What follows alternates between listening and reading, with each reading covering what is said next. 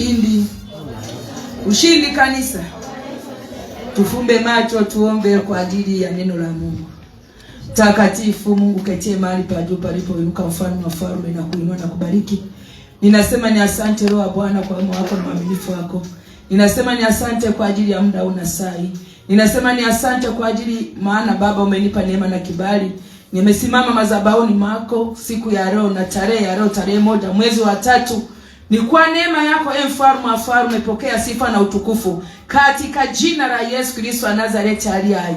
Ninakushukuru Roho Mtakatifu kwa kila mmoja aliyeko mahali hapa, hata wengine ambao wako nyumbani wakisikia neno lako. Bwana, ukajifunue kwa kila mmoja mmoja katika jina la Yesu wa Nazareti aliye hai. Nami najiweka mikononi mwako asubuhi ya leo. Bwana, ukanitumie jinsi upendavyo, ukanitumie jinsi upendavyo. Mapenzi yangu yakafe, bali ya kwako yakatimizwe kwa ajili ya utukufu wa jina lako. Nikapungue Bwana, wewe uongezeke katika jina la Yesu Kristo wa Nazareti aliye hai. Nikisimama kinyume na kila mamlaka ya mizimu, ninaipinga kwa damu ya Yesu Kristo. Ninaangusha kila falme za giza angani, alizini, ninazitupa kuzimu ya moto na sambaratisha katika jina la Yesu. Roho za upelelezi zilizoachiliwa mahali hapa kwenye anga, ninazipiga kwa moto wa Roho Mtakatifu katika jina la Yesu aliye hai. Milango ya adui yote ninaifunga na iziba kwa damu ya Yesu, bali nafungulia neema yako Kristo kwa kila mmoja mmoja. Roho Mtakatifu kafungue masikio ya kila mmoja aliyoko mahali hapa, masikio ya ndani. Bwana, neno lako likapene, tukapate kuelewa mfalme wa wafalme, kwa maana neno lako ni mbegu mfalme wa wafalme. Ukapande na kuotesha mwenyewe, ukakuze kwa kila mmoja mmoja, ikazae matunda kwa kila mmoja aliyoko mahali hapa katika jina la Yesu aliye hai, kwa jina la Baba na la Mwana na Roho Mtakatifu. Amina. Ushindi. Kichwa cha somo kinasema hatima ya mtu hatima ya mtu inavyomezwa na kuzimu, asiwe msaada kwa wengine. Hatima ya mtu inavyomezwa na kuzimu, asiwe msaada kwa wengine.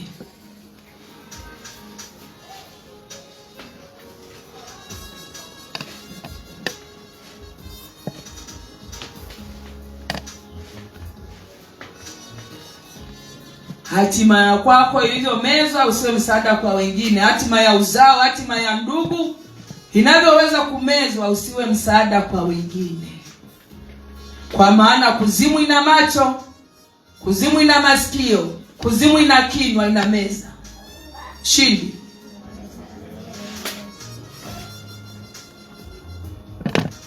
Unaweza kuwa umebeba mtoto tumboni, kuzimu umeshaangalia hatima yake ni ipi. Kwa hiyo vita inaanza ukiwa umebeba mimba, miezi 9 haijakamilika, vita imeshaanza.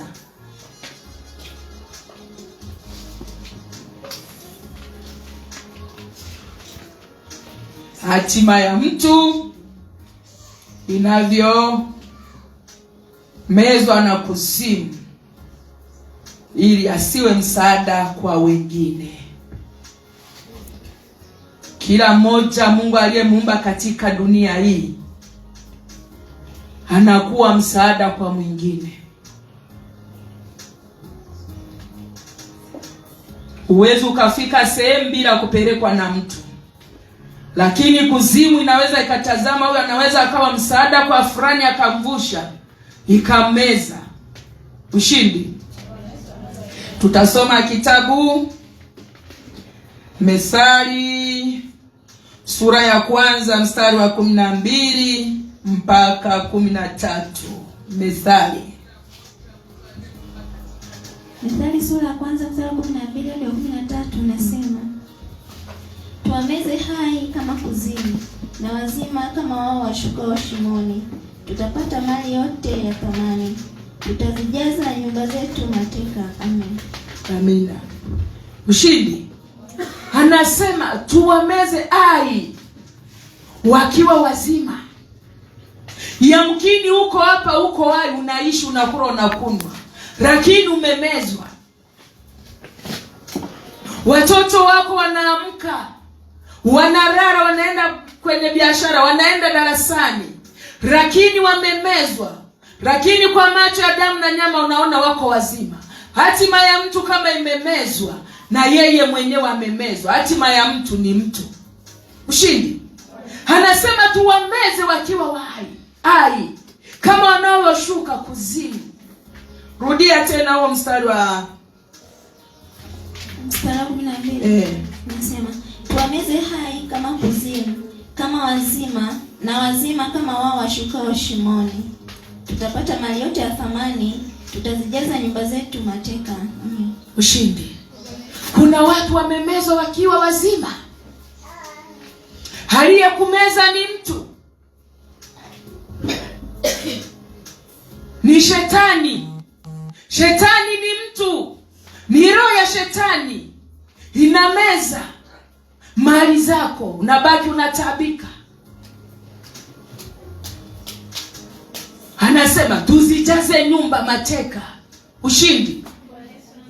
Kuna nyumba zinazoonekana na zisizoonekana ambazo zimeteka hatima za watu.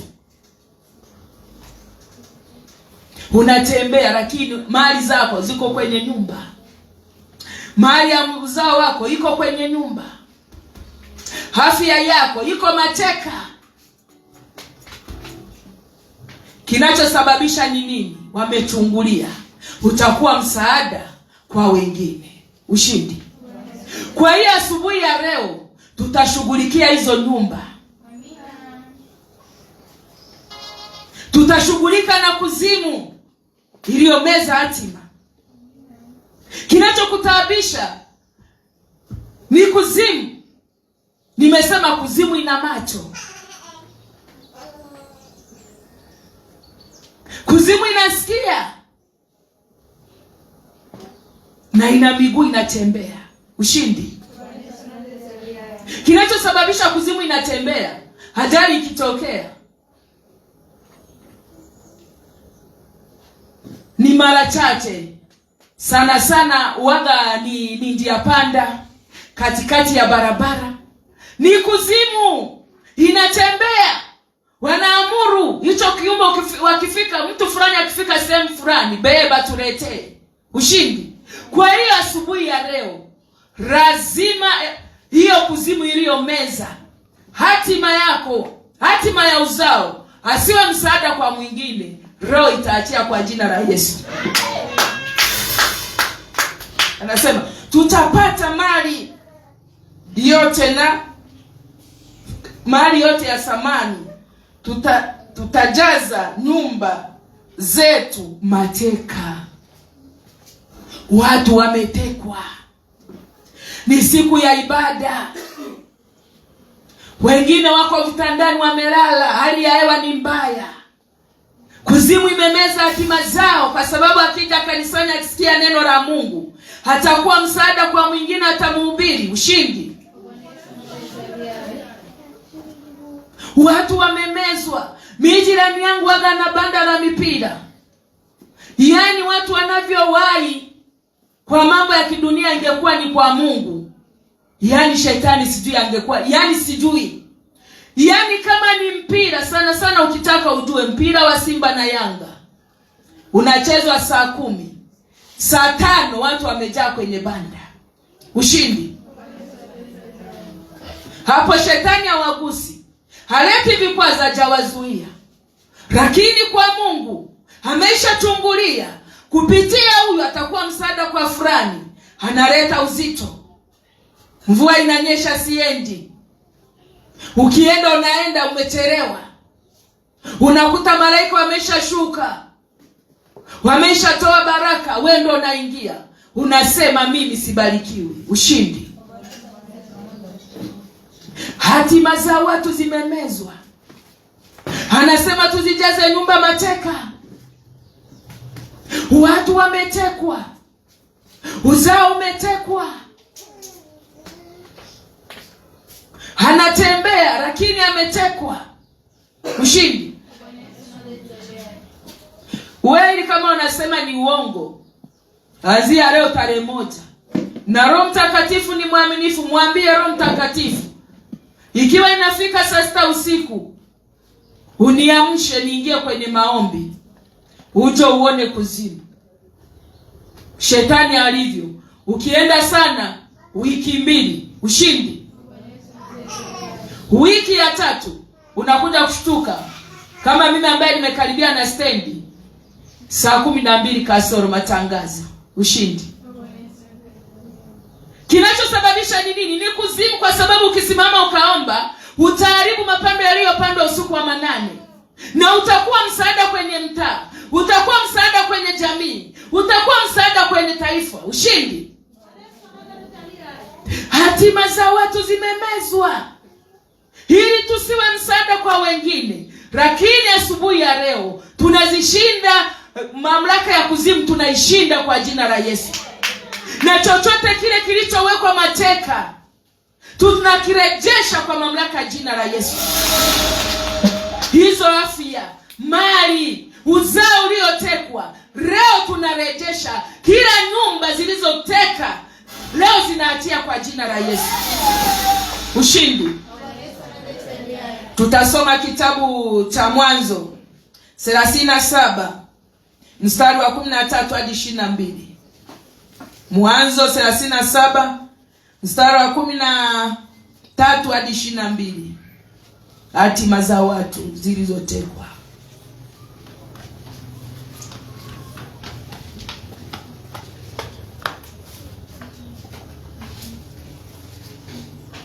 Mwanzo 37 mstari wa 13 hadi 22.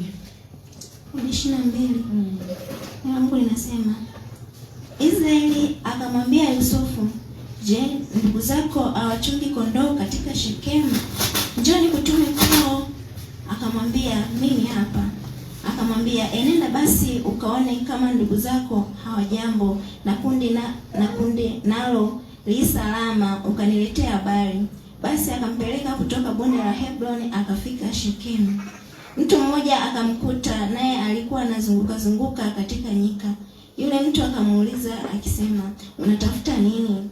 Akasema, na watafuta ndugu zangu, tafadhali uniambie mahali wanakochunga. Yule mtu akasema, wametoka hapa, maana niliwasikia wakisema, twendeni Dothani. Basi Yusufu akawafuata ndugu zake, akawakuta huko Dothani. Wakamwona toka mbali, na kabla hajawakaribia wakafanya shauri juu yake ili wamuue. Ushindi. Bwana Yesu anzetalia. Unaona, hizo ni habari za Yusufu. Yusufu alikuwa na hatima, lakini kuzimu ikachungulia ikaangalia, huyu mtu atakuwa msaada kwa taifa, atakuwa msaada kwa familia, atakuwa msaada kwa jamii.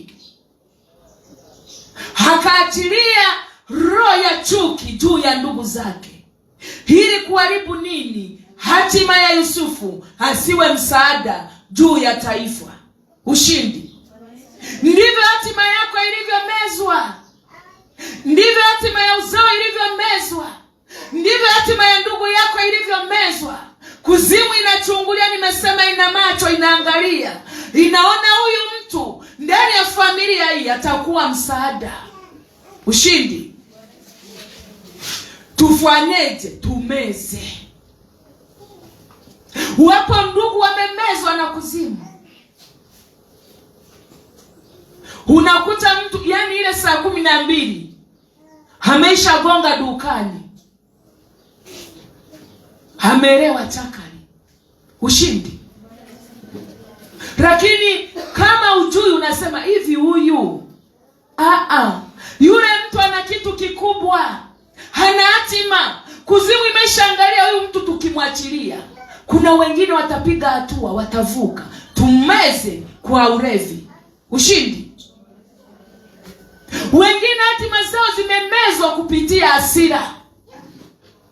Anagombana na mtu kule, bahati mbaya anamjeruhi, anapelekwa mahakamani, anafungwa. Kinachosababisha ni hatima. Ushindi. Hakuna kitu ambacho kinatokea kina sababisho. Kunakuwa ni sababisho, sawa, wametukanana, wamegombana, lakini kuna sababisho. Ushindi. Kwa hiyo hatima za watu zimemezwa. Wakamwona kwa mbali yule kule, wanafanya shauri la kumuua. Kilichosababisha ni hatima. Ukianzia kule juu, unaona kilichosababisha wamchukie Yusufu? Ushindi. Mungu alimuona, akasema kupitia huyu atakuwa msaada ndani ya jamii, ndani ya familia, ndani ya mkoa. Mungu anaweza akainua mtu mmoja mwenye yatima ya kuwa msaada kwa wengine, ya kuwa msaada kwa nchi. Ushindi. Kinachosababisha ni nini? Mimi na wewe tusimame kwa zamu, tuombe.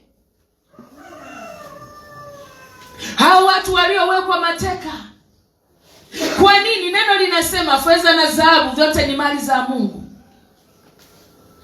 Wote wana fedha. Sasa wale wanaoteka nyara kwa mali za wengine, leo lazima waachie ziturudie. Ushindi. Yaani unapoingia kwenye maombi, yani omba kwa hasira.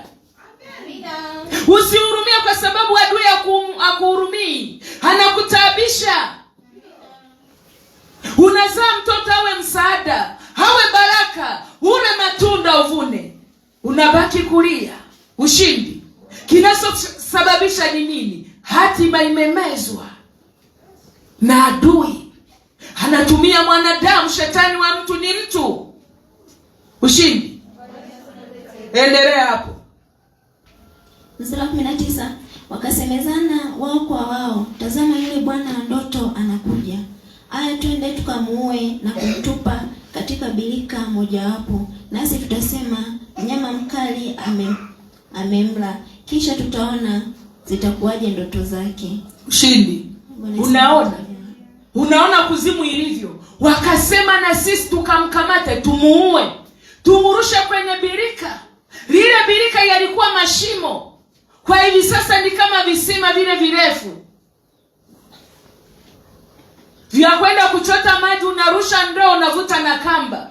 Ndio zilikuwa yale mabirika ya zamani, mifugo wanaenda kunyweshea pale. Wakasema tumurushe humu kwenye shimo. Ushindi. Hilo shimo ilikuwa ni kuzimu. Hili hatima ya Yusufu imezwe na kuzimu, lakini kusudi la Mungu lilisimama. Ushindi. Kusudi la Mungu lilisimama. Endelea hapo. Mstari 21, Ruben akasikia, akamwokoa katika mikono yao, akasema tusimuue. Ruben akamwambia, msimwage damu, mtupeni katika birika hili iliyopo nyikani, wala msimguse, ili apate kumwokoa katika mikono yao, akamrudishe kwa baba yake. Amen. Amen. Endelea. 23, ikawa Yusufu alipofika kwa ndugu zake, wakamuua Yusufu, wakamvua Yusufu kanzu yake, kanzu ile ndefu aliyoivaa, wakamtupa katika birika, na hiyo birika ilikuwa tupu, amna maji. Nao wakakaa kitako kula chakula, wakainua macho yao, wakaona msafara wa Ishmaeli wanakuja wakitoka Gileadi na ngamia zao, wakichukua ubani na zeri na manemane, wakisafiri kuvichukua mpaka Misri. Yuda akamwambia ndugu zake, kwa nini kumuua ndugu yetu na kuificha damu yake? Haya, na tumuuze kwa hawa wa Ishmaeli, wala mikono yetu isimdhuru, maana yeye ni ndugu yetu na damu yetu. Ndugu zake wakakubali, wakapita wafanyabiashara. Amen. Unaona, wakashauriana, wakamvua, wakamrusha mule kwenye shimo. Lakini kilichosaidia, neema ya Mungu ikaingilia kati. Hapakuwa na maji, ni pakavu. Lile kanzu ni utukufu wa Bwana ulikuwa umemfunika. Ushindi. Lile kanzu ni baraka alizokuwa nazo. Ndivyo unavyozaliwa na baraka.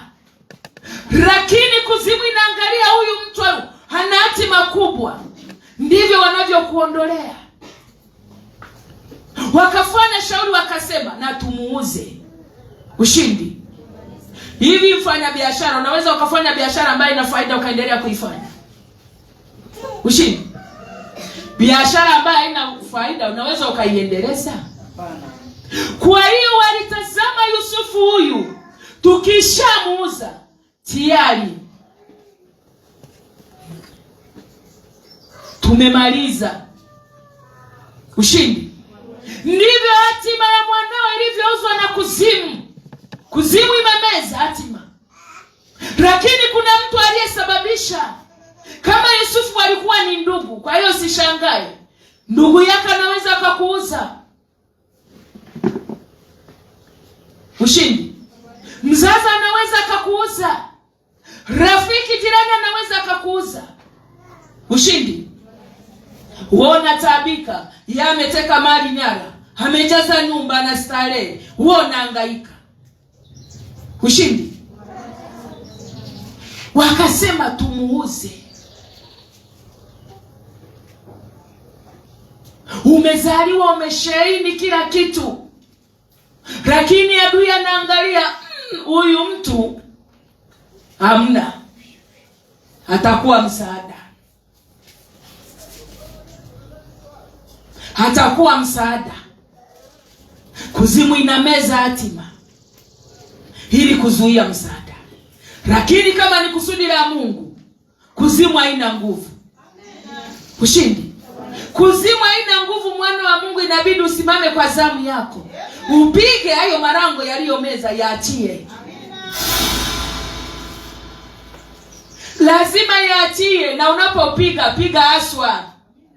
Sio unalegea, piga aswa. Akasema tumuuze. Hata ukiangalia habari za Esau na Yakobo,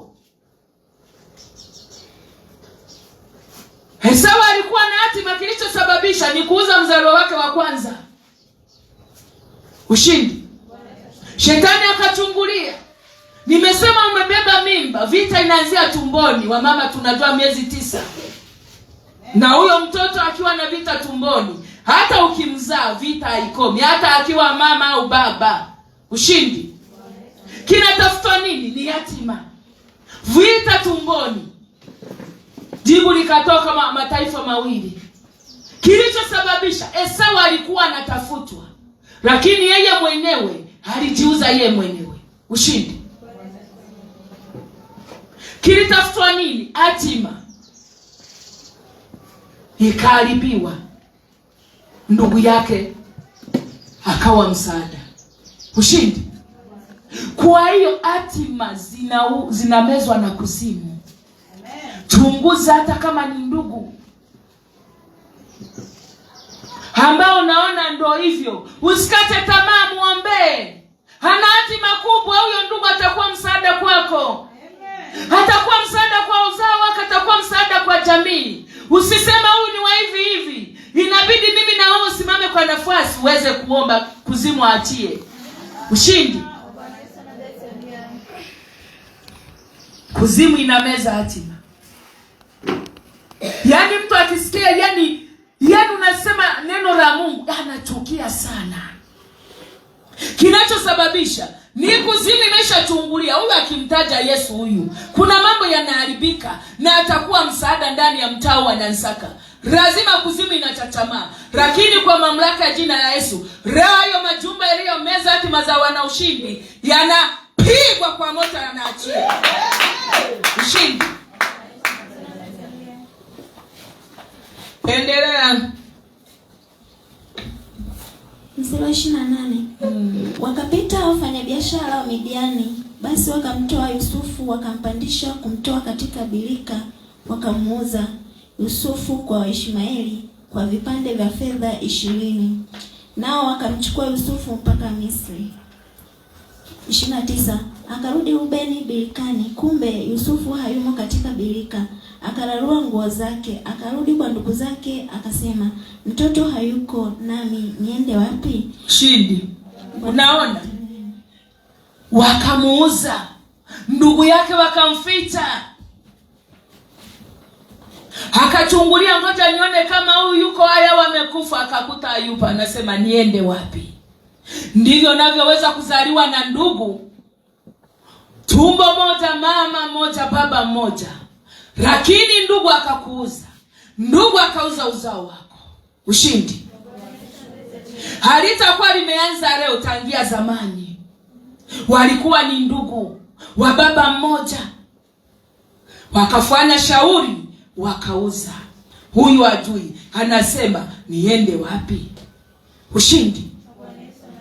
Kwa hiyo na wewe kuwa na uchungu juu ya hatima ya ndugu yako iliyomezwa na kuzimu. Kuwa na uchungu kama Rubeni alivyokuwa na uchungu. Usikubali awe wa hivyo hivyo. Mungu hakuumba mtu wa hivi hivi duniani. Sema ni kuzimu inameza hatima. Ushindi. Rubeni alichukia, akasema niende wapi? Huko amemwambia tusimuue. Hana uchungu. Ushindi. Tutasoma Mathayo sura ya 2 mstari wa 16 hadi 18.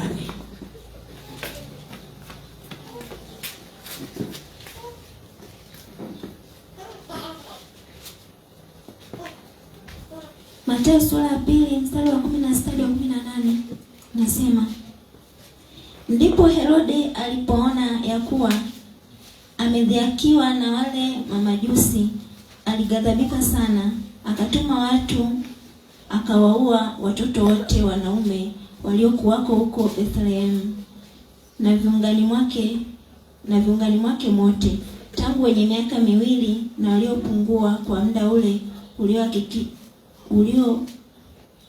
aliohakikisha kwa wale mamajusi. Ndipo lilipotimia neno lililonenwa na nabii Yeremia akisema, sauti ilisikiwa Rama, kilio na maombolezo mengi, Raheli akiwalilia watoto wake, asikubali kufarijiwa kwa kuwa hawako. Ushindi. Unaona, hii ni hatima ilikuwa inatafutwa. Ni Yesu anatafutwa. Yesu angeuawa akiwa mtoto, mimi na wewe tusingekombolewa. Ushindi. Mimi na wewe tusingekombolewa. Kuzimu ikaangalia huyu mtu hatakuwa msaada juu ya mataifa, wakaanza kumuinda. Ushindi. Na mtu wa hatima anakuwa na msukosuko mingi, na mtu wa hatima lazima akataliwe. Ushindi. Ukisoma huku nyuma, ukiangalia habari za Yesu, Yusufu alikuwa amemkataa Mariamu kwa siri. Sababu ni nini? Ameonekana ni mjamzito na hajamjua Yusufu. Ushindi. Ilikuwa inatafutwa ni hatima ya Yesu. Ushindi. Labda zingekuwa kama siku hizi, angemdhihirishia akasema mimi sikutaki. Labda shetani hajaja leo, tangia mwanzo yupo. Labda angemhubiri Mariamu, hiki kiumbe kitoe utupe. Ushindi. Lakini kusudi la Mungu hili Yesu awe msaada juu yangu, juu yako na uzao wako. Ndio maana tumekombolewa kwa neema. Ushindi. Kilichosaidia malaika wa Bwana kuongea na Yusufu, ndio maana hayo yakaisha. Kwa hiyo ukizaa mtoto ukaona hana vita, hana maneno, ukao ukijua kuna hatima, simama uliyepata neema kusikia hili neno. Simama, piga yeyote yule, hiyo kuzimu iachie hiyo hatima. Ushindi. Atakuwa msaada. Ndicho kilichotafutwa. Unaona Herode alivyochukia, ajui mamajusi, Mungu akawakana. Pita njia nyingine, wakapita kule. Akaona mimi mfanyeje, akahesabu. Tangia alivyopata hizo taarifa, nenda mkaangamize. Unaona kilio kilisikika mjini Rama. Raheli hakukubali kufarijiwa kwa sababu watoto hawako. Ushindi. Na mimi na wewe usikubali kunyamaza, simama kwa nafasi ya kwako. Simama, maisha ulionayo sio ya kwako. wako. Hatima mtoto wako, yani hizi tabia unazoziona sio za kwake. Kuzimu iachie hatima yake. Ushindi. La heri ya kukubali. Wewe utanyamazaje? Mtoto wa kwako akienda ndani anapigwa. Hakikanyaga kwenye mji wa mtu ndo kupasua vyombo. Ushindi. Hatima imemezwa na kuzimu. Usikubali, mwana wa Mungu. Ushindi. Hakimaliza mwezi unaofuata ni mgonjwa. Wanatafuta nini? Hatima. Kama hatima ya Yesu ilivyotafutwa. Lakini kama kusudi la Mungu lipo, hata wafanyeje, hiyo hatima lazima itafanya kazi na atakuwa msaada. Ushindi. Anasema hatima ya mtu haifi. Yusufu alitupwa, aliwekwa shimoni, akauzwa, akafanyaje? Lakini Yusufu alikuwa msaada. Ushindi. Kwa hiyo usikubali. Simama na hili neno. Simama na hili neno. Na ni vigumu nalisoma hivi hapa kwa vile ni neno, lakini kama limekupata. Ushindi.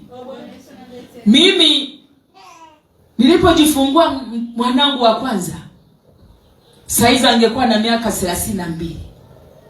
Wamama wakawa nakuja, wananifariji, kula tapata watoto wengine. Lakini sasa mimi naona yani maziwa yamejaa na umwa, mtoto hayupo nalia. Wanasema hamna, utapata mtoto mwingine. Kwa kweli hata tunaposema ili neno la laheri ya kukubali, ni kweli. Ushindi. Yani kuwa na uchungu, mwana wa Mungu, usikubali. Hiyo hatima iachiwe, shetani aachie. Binti, kijana, umeumbwa uwe na mwenzako,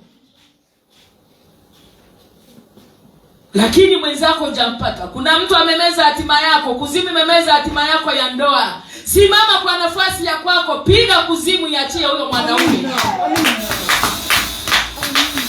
Ushindi. Usikubali. Hata na mimi hapa nilipo nataka Mwinga, nataka Mkuilima. Lazima niwe na machungu, nisimame nipige hiyo kuzimu iliyomeza Mkuilima na Mwinga. Ushindi. Usikubali kusema wakati wa Bwana hujafika. Wakati wa Bwana hujafika, miaka inaenda. Saizi kuna msomo wa kidunia umekuja, mshangazi. Ushindi. Utaitwa mshangazi hata hela hauna. Kataa. Yani kataa, mwambie kuzimu, meza. Yani uliye meza hatima ya mume wangu, lazima tapika roho, nataka mwanaume. Amina. Ushindi. Na tutaki wanaume wa kuvurutana pembeni, hapa mfunge ndoa. Ni kuzimu, nimesema kuzimu ina macho. Wameshapiga hivi macho. Huyu fulani akiolewa atakuwa msaada kwa ndugu. Atakuwa msaada kwa wahitaji. Kwa hiyo wanashikilia, wanaweka vigingi. Ushindi. Kwenye elimu anasema huyu hatima yake waziri mkuu. Huyu mwanafunzi, simama. Sio kusema napiga, we napiga kwa nguvu, kwa hasira. Unasema hewe adui. Ushindi. Tupige sasa hivi, sema kwa damu ya Yesu, kwa damu ya Yesu navaa uweza, navaa nguvu, navaa mamlaka ya kushinda.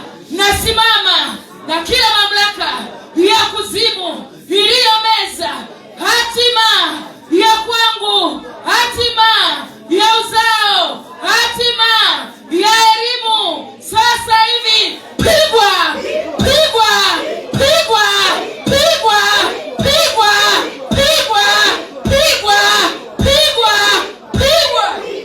Sambaratika kwa mamlaka ya jina la Yesu. Kila nyumba nyumba iliyoteka mali za kwangu, kila nyumba iliyoteka mali za uzao wangu, nyumba yoyote inaonekana, isiyoonekana, iliyoteka nyara mali zangu, hatima yangu, hatima ya uzao, sasa hivi nasimama kwa nafasi ya kwangu, nabeba nyundo ya Bwana Yesu. Paswa, paswa, paswa, paswa, paswa, paswa, paswa, paswa, paswa, sambaratika kwa mamlaka ya jina la Yesu. Kila uchawi na uganga unaofuatia na uri pua, pua, pua, pua, pua, pua, teketea, sambaratika kwa mamlaka ya jina la Yesu. Ushindi. Usikubali, usikubali kunyamaza. Rudia huo mstari.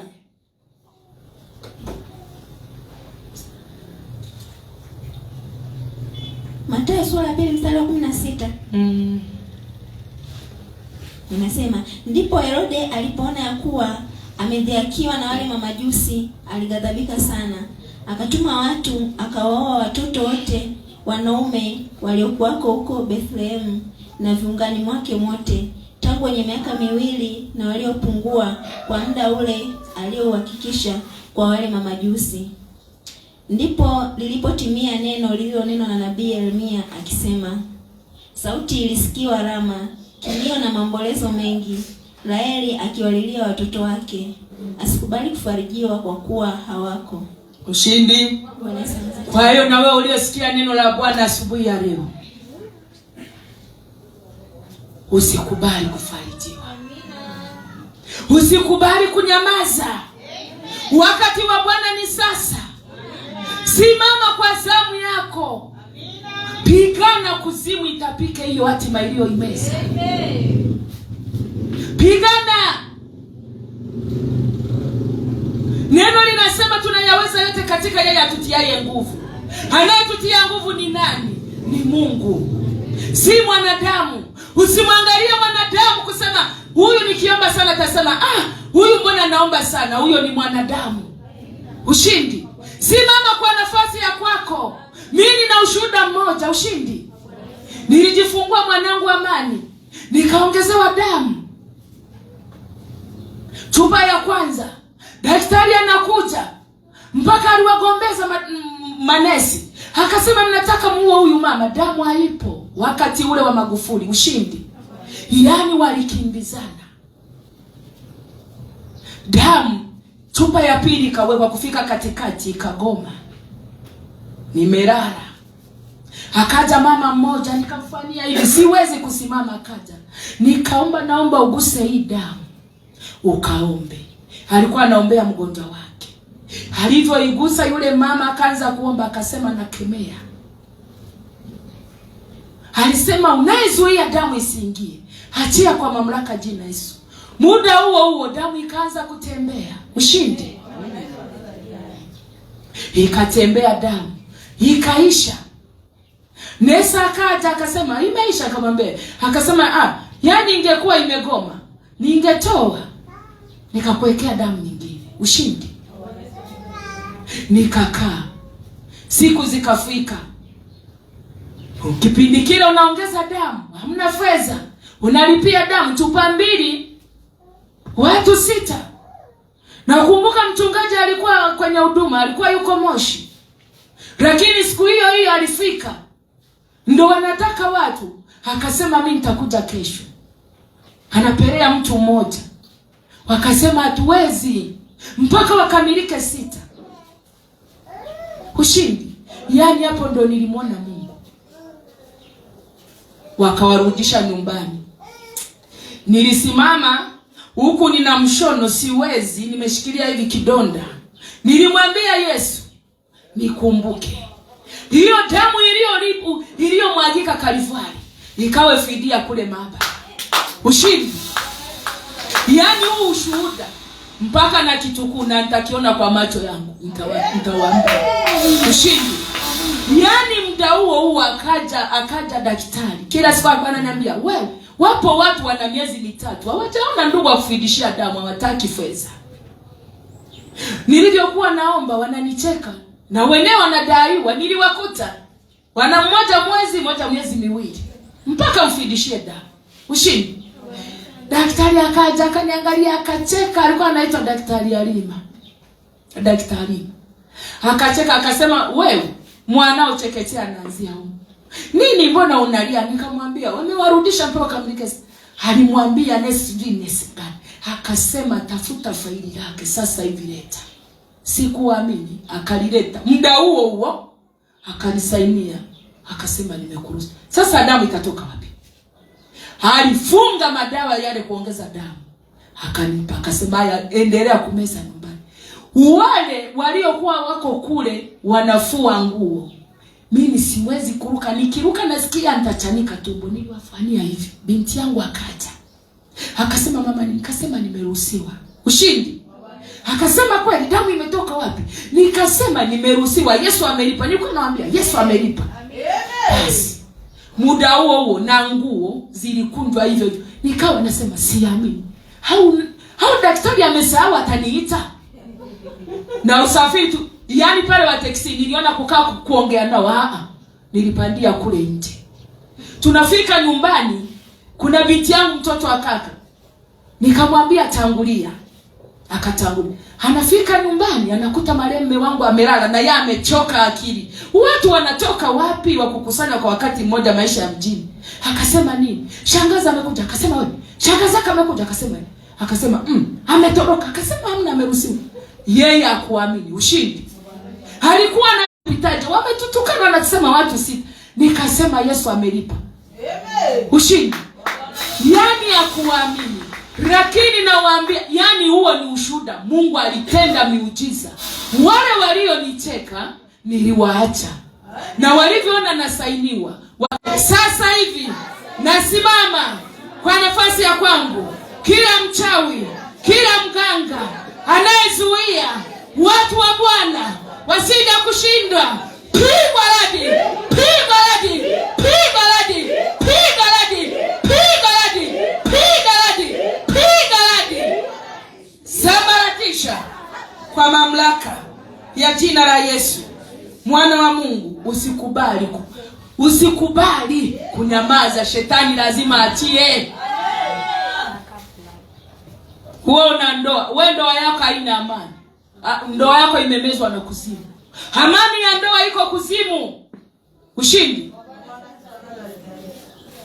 Wewe utaki kutembea barabarani na mume wako mmeongozana. Mnaenda mjini. Mnakutana shindi.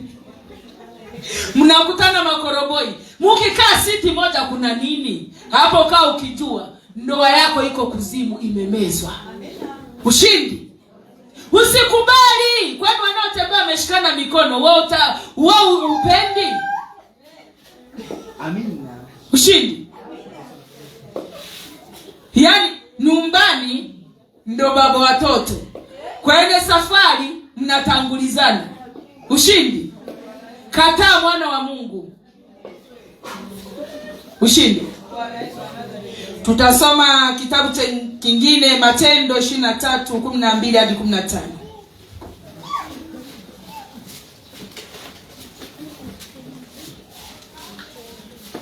Matendo 23:12 hadi 15. Matendo sura 23 mstari wa 12 hadi 15. Inasema, kulipopambazuka Wayahudi wakafanya mapatano, wakajifunga kwa kiapo kwamba hawatakufa wala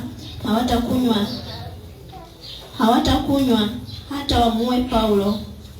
Mstari wa 13, nao waliowapiana hivyo walipata zaidi ya watu 40. Ushindi. Unaona? Walifanya kiapo wakapatana. Hawatakunywa wala hawatakula mpaka wamuue Paulo. Kilichokuwa kinasababisha ni nini wapatani? Waliona Paulo amekuwa msaada kuwahubiria watu habari njema za kumjua Kristo wakaachana na uchawi na uganga wao. Ushindi. Waliona Paulo ni msaada. Akihubiri neno la Mungu watu wanamsikiliza. Mahali anapoenda watu wanaambatana naye. Wakasema huyu ni msaada. Wakapatana. Wakasema lazima tumuue Paulo. Ushindi.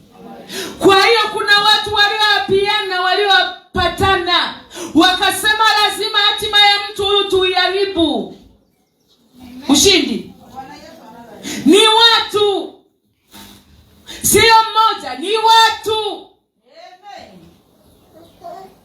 Kwa hiyo mapito ulionayo, kuna watu waliapiana, kuna watu walipatana, kuna watu walikaa vikao, wakasema lazima huyu mtu tumutabishe. Ushindi. Kwa hiyo usikubali. Kama walivyofunga wakapatana, na wewe funga. Unasema nimefunga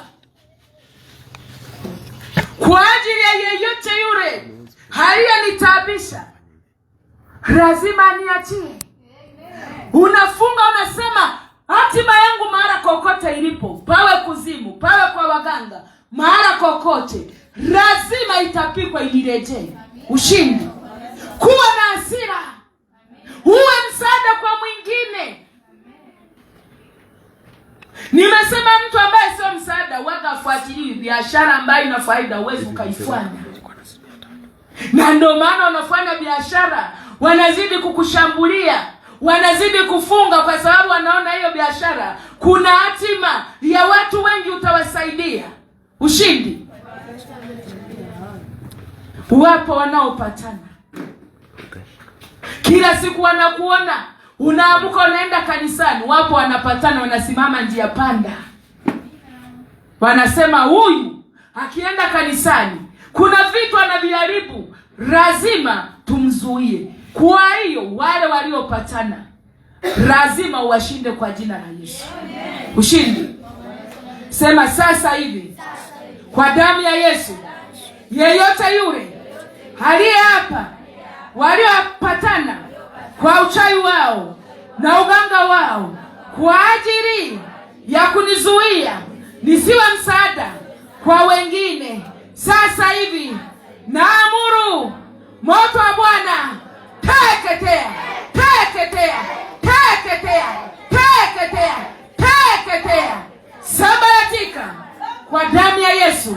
Sema sasa hivi yeyote yule akae njia panda, akae njiani, anayepanda na kushuka, anazuia watu wa Bwana wasifunguliwe, pigwa, pigwa, pigwa, pigwa, pigwa, pigwa, pigwa, sambaratika kwa mamlaka ya jina la Yesu. Endelea mpaka 15. Mstari wa 14. Nao wakaenda kwa wakuu wa makuhani na wazee wakasema, tumejifunga kwa kiapo tusionje kitu hata tumuue Paulo. Basi sasa ninyi pamoja na wazee wa baraza mwambieni jemadari amlete chini kwenu, kana kwamba mnataka kujua habari zake vizuri zaidi, na sisi tu tayari kumuua kabla hajakaribia. Ushindi. Unaona, kuna wazee. Hatima yako mahali iliposhikiliwa kuna wazee. Ushindi. Yamkini ni wazee wa kwenye familia, yamkini ni wazee wa kwenye mtaa, yamkini ni wazee wa kwenye mkoa. Wazee wanakaa, wanachungulia, wanabainokora, wanaangalia hatima ya huyu mtu atakuwa msaada. Wanaikamata. Ushindi. Kuna wazee. Wengine wanakutana nao na anajiweka karibu, kumbe kuna kitu anakitafuta kwako. Ushindi. Nimesema kitu hakiwezi kuja bila kusababishwa. hakiwezi kuja bila kusababishwa. Kuna sababisho. Unaona, wazee walikaa wakasema lazima tumkamate Paulo. Wao wakaapa, wakafunga. Yamkini ni miungu ya familia imemeza hiyo hatima. Ushindi. Sema sasa hivi nateka nyara kila miungu iliyomeza hatima yangu, kila miungu iliyomeza hatima ya uzao wangu. Sasa hivi nateka nyara miungu yote, upande wa baba, upande wa mama, ya kwenye mtaa nilikoolewa. Naamuru radi ya Bwana, pigwa radi, pigwa radi, pigwa radi, pigwa radi, pigwa radi, pigwa radi, pigwa radi, pigwa radi, pigwa radi, pigwa radi, pigwa radi, pigwa radi. Sambaratika kwa mamlaka ya jina la Yesu. Sasa hivi kila malango ya kuzimu yaliyomeza hatima yangu, kuzimu ya familia, kuzimu ya mtaa, kuzimu ya kwenye mkoa, kuzimu nilikoolewa, sasa hivi nabeba bomu la damu ya Yesu. Huo mlango wa kuzimu, pua, pua, pua, pua, pua, pua, pua, pua. Sambaratika kwa mamlaka ya jina la Yesu. Kila mlango wa kuzimu milimani uliomeza hatima ya uzao wangu, hatima ya elimu, hatima ya ndoa, hatima ya kazi, pua, pua, pua, pua, pua, pua, pua. Sambaratika kwa mamlaka ya jina la Yesu. Ushindi. Wapo wazee wanaomeza hatima za watu, hili usiwe msaada, hili mwanao asiwe msaada. Ushindi. Nimesema hata ndugu anaweza akauza hatima yako. Yusufu aliuzwa na ndugu, wakizania kwamba walipomuuza hatima yake wameiondoa, kumba wakufanya kitu chochote. Ushindi. Ila mimi na wewe tuna neema ya kusimama. Simama kwa nafasi ya kwako, omba. Kuzimu nimesema ina masikio, na sasa hivi nasikia, lazima itapike. Ushindi. Aliye tulisha chakula cha somo la sadaka amesema wanaoendesha gari kwani wana miguu 8? Ushindi. Si uko kama wewe? Kwa nini wewe usiendeshe? Kuna hatima yako imemezwa. Ushindi. Kuna walio hapa, kuna wazee wa familia wameapa. Sema sasa hivi kila wazee wa familia, upande wa baba, upande wa mama, nilikoolewa, walio hapa, waliopatana kwa mapatano na viapo, wakameza hatima ya kwangu, hatima ya uzao wangu. Sasa hivi wayai wao wamekufa, uwe babu, uwe bibi, uwe baba, uwe mama, pigwa radi, pigwa radi, pigwa radi, pigwa radi, pigwa radi, pigwa radi, pigwa radi, pigwa radi, pigwa radi.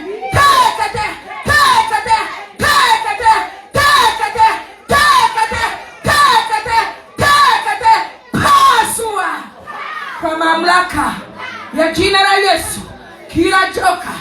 Kila joka uliyeinuka kutoka shimoni, uliyemeza hatima yangu, sasa hivi imeandikwa, ewe joka uzao mwanamke, nainua nundo. Ewe joka, pandwa, pandwa, panda kwa Yesu, panda kwa Yesu, panda kwa Yesu, panda kwa Yesu, panda kwa Yesu, panda kwa Yesu, panda kwa Yesu, pasua, sambaratika kwa mamlaka jina la Yesu, kwa mamlaka ya jina la Yesu, kwa mamlaka ya jina la Yesu. Sasa hivi nateka nyara kila mamlaka ya mizimu iliyoinuka, iliyomeza hatima yangu, hatima ya uzao, hatima ya ndugu, hiyo miungu na mamlaka yao ya vibuyu na mikuki. Pua takatifu, pua takatifu, pua takatifu, pua takatifu, pua takatifu, pua takatifu, pua takatifu, pua takatifu, pua takatifu, pua takatifu, pua sambaratika kwa mamlaka ya jina la Yesu, kwa mamlaka ya jina la Yesu. Ushindi. Endelea msomaji. Mstari wa 16. Mjomba wake Paulo akasikia habari za kuotea kwao, akaingia ndani ya ngome, akampasha Paulo habari. Ushindi. Bwana Yesu anazetelea. Mjomba wake Paulo akasikia habari za kuteta kwao, akampasha habari. Mjomba wako Paulo, mimi na wewe siku ya leo ni neno la Mungu ulilolisikia mahali hapa. Ushindi. Neno la Mungu lifanyie kazi. Bwana Yesu amekupasha habari. Ujue kuwa wako wazee waliopatana kwa ajili ya kumeza hatima, kwa ajili ya kumeza hatima ya uzao. Ushindi. Mjomba wake Paulo alimpasha habari. Walikuwa wanateta. Paulo hana taarifa. Ushindi. Lakini ukiendelea kusoma, unaona Bwana alivyomtetea Paulo. Waliona huyu mtu ni msaada. Hatima yake ya kuhubiri neno la Mungu, tukishamuua hatahubiri neno la Mungu na hatakuwa msaada kwa watu wengine. Ushindi. Kule tuliona Herode hakujua kinachoendelea. Aliwapa taarifa walete habari, wakapita njia nyingine. Kwa hasira yake wakaangamizwa watoto wengi. Ushindi. Ndivyo unaona mtu mmoja anaweza akasababisha, mtu mmoja mwenye hatima, wakichungulia wataona atakuwa msaada, anaweza akasababisha watu wengi waangamizwe kwa sababu ya mtu huyu mmoja. Ushindi. Ndicho kilichofanyika pale kwa Herode. Watoto wakauawa. Kuna mtu mmoja anayesababisha watoto waharibiwe. Ushindi. Mtoto mwenye hatima. Juzi ilikuwa ni Ijumaa ya wiki iliyoisha. Napita huko kwetu. Tena ilikuwa nakuja huko, nikakuta mama moja anachoma nguo. Akasema tena sikuwa na salio. Ningekuwa na salio ningekupigia. Yaani unafika ndo hiki kitu ndo unakuta kimemaliza kwa moto. Kitu gani? Ushindi. Akasema nguo. Mwanangu alienda mnadani, akaleta nguo. Akasema mama, yaani siku hizi nataka nivae nguo kali kali. Akanunua t-shirt, akanunua na pensi. T-shirt, pensi ina kama imechorwa misaraba kama lile somo lililopita. Jinsi ilivyokuwa. T-shirt alisema sijui ilikuwa ina kimnyama gani, lakini sasa nilivyotizama hivi moyo wangu ukalipuka. Roho Mtakatifu akahuzunika, akasema kemea, choma hizi nguo. Ushindi. Akasema hizi nguo nimenunua mafuta ya taa ya 500 na washa nguo haziwaki. Ushindi. Akasema sasa hivi ndo tumeanza kushika moto. Na kilichomsababisha, kuna kipindi mtoto wake alinunua pete kwa mwanafunzi. Saizi ameingia form 4 huyo mtoto shuleni, akamuuzia 2000. Kwenda kwa rafiki, mama mtu ajuaji pete kama hiyo, akaisahau. Usiku rafiki anaamuka kuangalia mezani, anakuta moto kinawaka pete. Ushindi. Akamuita kimya, akampa pete yake, akaitunza. Hiyo siku kaiacha kwenda nayo shuleni. Mama mtu roho anamsukuma, fanya usafi, toa makochi huku, sukuma ufanye na huku, kuangalia pete ya kushangaza. Ushindi. Akaikamata, walikuwa wako kwenye maombi, akamtimaski, ni mwana maombi, akaibeba. Alivyoibeba akaipeleka kule, akamwambia tunamtaka kijana wako.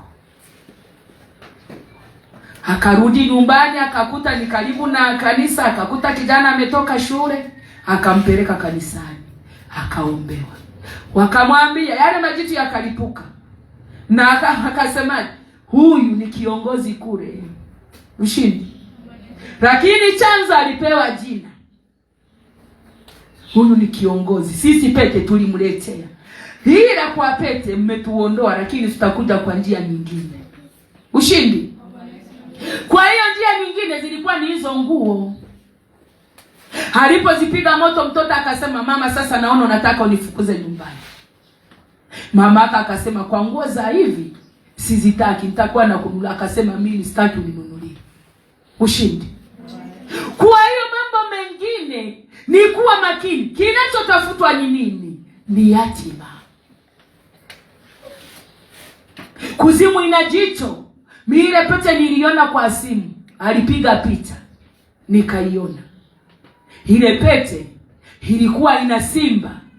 Yaani simba, lakini anawaka macho. Ushindi. Kama tulivyofundishwa, alinunua mwanafunzi anayopeta amevaa, akamnunua. Kumbe alikuwa na amerengwa yeye. Ushindi. Kwa hiyo mtu mmoja anaweza akaangamiza watu wengi. Kinachotafutwa ni nini? Ni yatima yake asiwe msaada juu ya wengine. Ushindi. Kwa hiyo mwanafunzi, kuwa na hasira. Usikubali kuwa na hasira. Unasema popote pale hatima yangu ilipo, kuzimu lazima uachie. Usikubali. Ushindi. Tutasoma Matendo sura ya 7 mstari wa 9 hadi 14.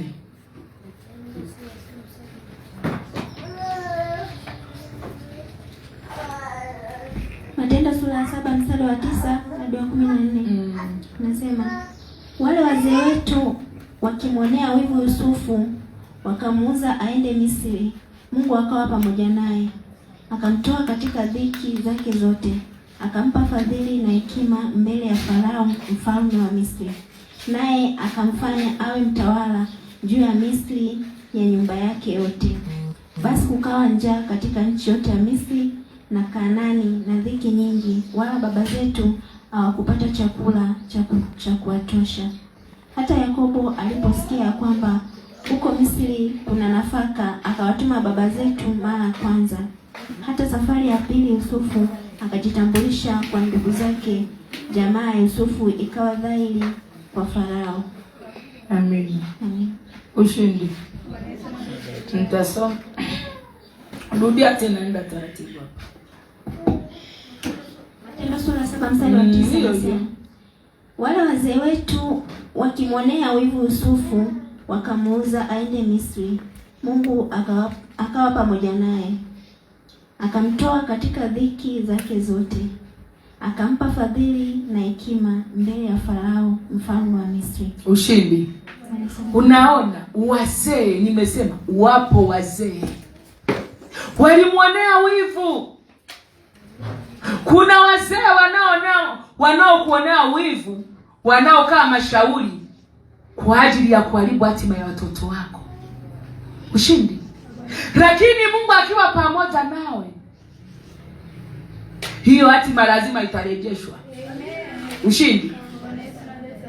Endelea. Naye akamfanya awe mtawala juu ya Misri na nyumba yake yote. Basi kukawa njaa katika nchi yote ya Misri na Kanaani na dhiki nyingi, wala baba zetu hawakupata chakula cha kuwatosha. Amen. Soma Mwanzo 41:28.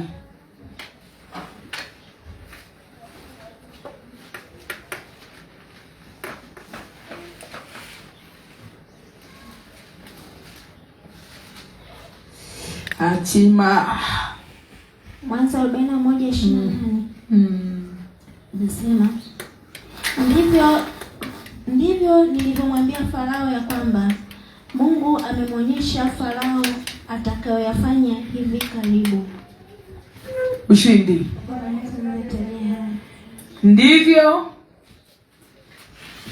Ndivyo nilivyomwambia Farao ya kwamba Mungu amemwonyesha Farao atakayoyafanya hivi karibu.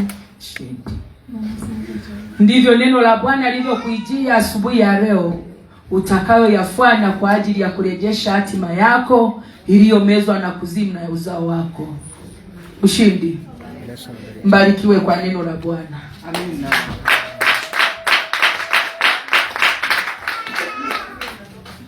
Ushindi.